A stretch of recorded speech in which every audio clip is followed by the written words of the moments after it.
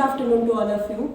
अगर हम बात करते हैं इंडिया के कॉन्स्टिट्यूशन की, इंडिया के संविधान की, तो बहुत सारे आज भी ऐसे पर्सन हैं जिन्हें यही नहीं पता कि इंडिया का कॉन्स्टिट्यूशन कहाँ से आया है, किस लिए इसे लिखा गया और किसने दिया था।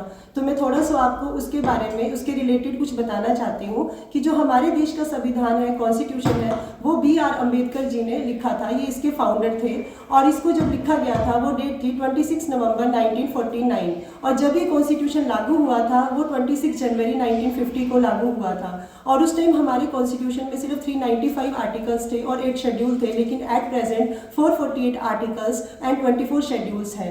उसके बाद बहुत सारी अमेंडमेंट्स भी की गई कॉन्स्टिट्यूशन में। जैसे टाइम के साथ सब कुछ चेंज होता है, टाइम के साथ परिवर्तन की आवश्यकता पड़ती है, तो बहुत सारे चेंजेस भी किए गए। B.R. अम्बेडकर जी का कॉन्स्टिट्यूशन देने का सिर्फ एक ये कारण नहीं था कि वो देश को एक संविधान देना चाहते थे। उनका मेन मकसद ये था कि जो आने वाले टाइम में लेडीज है, जो नारी शक्ति है, उसको आगे बढ़ाया जा सके और लोग हैं SC/ST हैं या फिर और भी निचले तबके के लोग हैं, उनको भी एक सामाजिक रूप पर बिल्कुल समान अधिकार देकर आगे बढ़ने के लिए प्रेरित किया जा सके। Myself Alka Chopra, I am an assistant professor of law at Bharat College, Ladwa. Today we are here to discuss problems of women in the society. At present we know कि बहुत सारी प्रॉब्लम्स है women की society में और बहुत सारे rule regulation बनने के बावजूद भी बहुत सारी प्रॉब्लम्स फेस करनी पड़ती हैं वुमेन को। और ऐसा नहीं है कि वुमेन्स के लिए राइट्स नहीं है या उन्हें एजुकेशन नहीं दी जा रही, लेकिन इसके बावजूद भी इतनी सारी प्रॉब्लम्स हैं कि वुमेन्स अच्छे से अपनी डेवलपमेंट की ओर ध्यान नहीं दे पा रही हैं। इसमें सबसे बड़ा जो रोल प्ले होता है वो हमारी सोसाइटी का है, क्योंकि सोसाइटी में अभी भी कुछ ऐसे लोग हैं जो कि वुमेन को आगे बढ़ते हुए नहीं देखना चाहते। और अगर वुमेन आगे, उनकी आंखों के आगे बढ़े, तो उन्हें यूँ लगता है कि सिर्फ जो मेल तबका है वही आगे बढ़ सकता है, वही कंट्री की डेवलपमेंट के लिए काम कर सकता है, लेडीज़ कुछ नहीं कर सकती। तो आज हम इसी सोच को लेकर आगे बढ़ते हुए ये कोशिश करेंगे आपको समझाने की कि सोसाइटी के लिए जितना ज़रूरी मेल पर्सन है उतना ही ज़रूरी फीमेल भी है। तो फर्स्ट हम बात करेंगे सबसे पहले जो स्टॉकिंग है। स्टॉकिंग एक ऐसी चीज़ है जो सबकी समझ में आने से पहले ही एक तरह की वो रूल रेगुलेशन में चली जाती है। स्टॉकिंग क्या होता है? स्टॉकिंग ये है कि मान लो अगर कोई लेडी अपने घर से निकल रही है या कॉलेज जा रही है, मार्केट जा रही है, ये एक हाउसवाइफ भी है, अगर वो मार्केट की तरफ जा रही है और कोई मेल पर्सन उसका पीछा कर रहा है, वो कोई एक सिंगल मेल पर्सन भी हो सकता है, कोई ग्रुप ऑफ पर्सन्स भी हो सकता है। तो ये जो उसका पीछा करना है, कई बार वुमेन को अननेसेसरी फील होता है या फिर ये कुछ रॉन्ग एक्टिविटी भी फील होती है, लेकिन वुमेन समाज के डर से, अपनी फैमिली के डर से कुछ नहीं कह पाती और यही चीज़ें, छोटी छोटी चीज़ें आगे चलकर एक बहुत बड़े क्राइम का रूप धारण कर लेती हैं। तो मैं इस चीज़ पे ये कहना चाहूँगी कि अगर अननेसेसरी आपको कोई अपना पीछा करता हुआ दिख रहा है, चाहे वो फिजिकली है, चाहे वो मैसेज करके कोई आपको परेशान कर रहा है या कॉल करके परेशान कर रहा है या अननेसेसरी आपको ईमेल भेज रहा है, मैसेज भेज रहा है, तो आप इस चीज़ से घबराएं ना, बल्कि इसका डट के सामना करें और आप चाहे तो पास के पुलिस स्टेशन में भी कंप्लेन कर सकते हैं। और कई बार ऐसा भी होता है कि आप समाज को ध्यान में रखते हुए, फैमिली को ध्यान में रखते हुए FIR दर्ज नहीं करवाना चाहते कि इसमें हमारे फैमिली मेम्बर्स की इंसल्ट होगी या आप अपना नाम जो है वो शो नहीं करना चाहते हैं। तो इसके लिए हमारी गवर्नमेंट ने बहुत अच्छे प्रावधान ऑनलाइन भी कर रखे हैं, जैसे कि एक NCW है, नेशनल कमीशन ऑफ वुमेन। इसका यूज़ करके आप ऑनलाइन कंप्लेन भी दर्ज करवा सकते हैं बिना FIR करवाए। इसमें क्या होगा कि जब आप इस कमीशन में ऑनलाइन अपनी कंप्लेन दर्ज करवाएंगे regarding any matter of any problems of women, तो ये कमीशन अपने आप जाकर FIR आपके पुलिस स्टेशन में दर्ज करवा देगा, बिना आपका नाम शो किए, बिना हाइड रखेगा आपके नाम को। और इसके थ्रू 74D IPC में आपका जो ये ऑफेंस है, ये राइट लिखा जाएगा और उसके बाद उस पर्सन को पनिश किया जाएगा। और पनिशमेंट भी कोई कम नहीं है, पनिशमेंट भी 3 ईयर्स की है और विद फाइन है, या फिर फाइन और पनिशमेंट दोनों हो सकती हैं। इस चीज़ से होगा ये कि आपका सेल्फ कॉन्फिडेंस बिल्ड होगा और आगे आने वाले क्राइम को हम रोक सकते हैं। थोड़ी तो कोशिश कर ही सकते हैं कि आने वाली पीढ़ियां जो है और आने वाली जो फीमेल मेंबर्स हैं वो अपनी सोसाइटी में कुछ आगे बढ़कर कर सके, अपनी एजुकेशन की वैल्यू को समझ सके।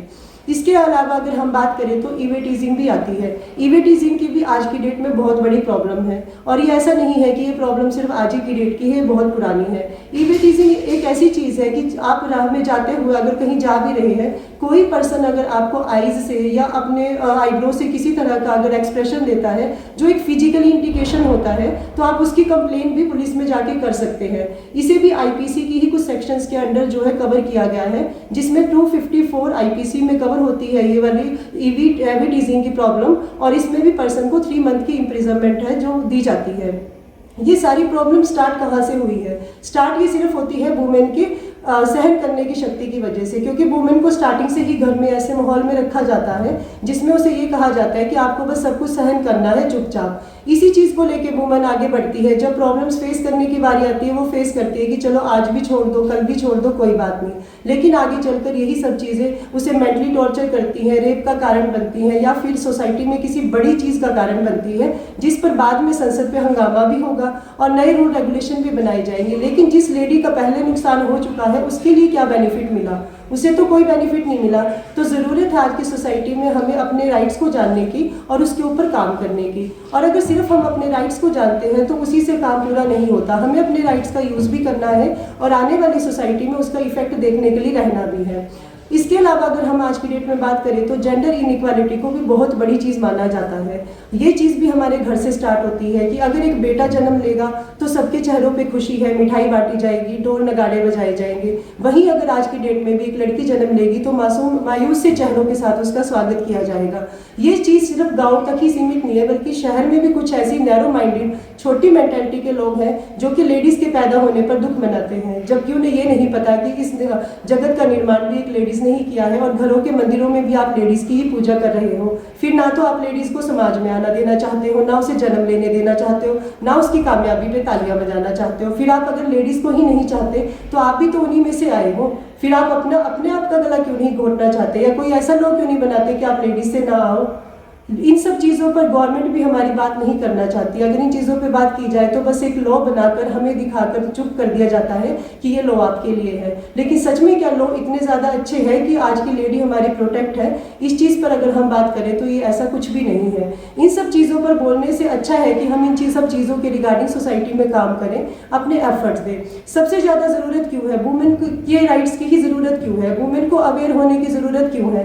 क्यों मेल पर्सन को क्यों नहीं समझाया जाता कि वो घर टाइम से आए, लेडीज के ऊपर एविटीजिंग ना करे, जेंडर इनइक्वालिटी ना दिखाए, स्टॉकिंग ना करे? अगर कानून बनाने से ज़्यादा मेल पर्सन को रोका जाए कि वो गलत काम की तरफ ना जाए तो लेडीज़ के ऊपर गलत काम के लिए, राइट्स के लिए प्रोटेक्ट करने की बात तो कहीं आती ही नहीं है। इसके अलावा हम बात करें तो आज की नारी हमारी कमज़ोर नहीं है, क्योंकि हमने पिछले टाइम में भी देखा है, आज भी देख रहे हैं और आने वाले टाइम में भी देखेंगे कि बहुत सारी लेडीज़ ऐसी हैं जिन्होंने छोटे तबके से उठकर अपनी ज़िंदगी में बहुत कुछ कर दिखाया है। ऐसा नहीं है कि उन्हें अपने राइट्स नहीं पता थे या उन्होंने कोई प्रॉब्लम्स फेस नहीं करी। उन्होंने भी डॉरी प्रोहिबिशन भी फेस करा है, स्टॉकिंग भी फेस करी है, ईविटीजिंग भी, जेंडर इनइक्वालिटी भी, बहुत सारी प्रॉब्लम्स फेस करी है। लेकिन फिर भी वो जेंट्स के साथ कंधे से कंधा मिलाकर आगे बढ़ी है। तो हमारे देश में जो कॉन्स्टिट्यूशन है, बहुत सारे लॉज ऐसे हैं जो लेडीज़ को प्रोटेक्ट कर रहे हैं और उन्हीं का यूज़ करके, उन्हीं को ध्यान में रखते हुए लेडीज़ को अपने आप को कमज़ोर कभी नहीं समझना चाहिए और आगे बढ़ना चाहिए। और अगर उसे अपने राइट्स के बारे में नहीं पता है तो आज की डेट में जनरेशन जो है फ़ोन यूज़ करना बहुत पसंद करती है। तो आप फ़ोन पे भी आप ऑनलाइन जाकर, गूगल में देखकर या यूट्यूब में बहुत सारी वीडियोज़ होती हैं आजकल जिसमें आप अपने राइट्स के बारे में जान सकती हैं। तो मैं यही चाहती हूँ कि आज की डेट की लेडीज जो है वो अवेयर रहे अपने राइट्स को लेके, ताकि आने वाले टाइम में ना उसके साथ किसी तरह का डिस्क्रिमिनेशन किया जाए और ना उसे पीछे छोड़ा जाए। Thank you so much.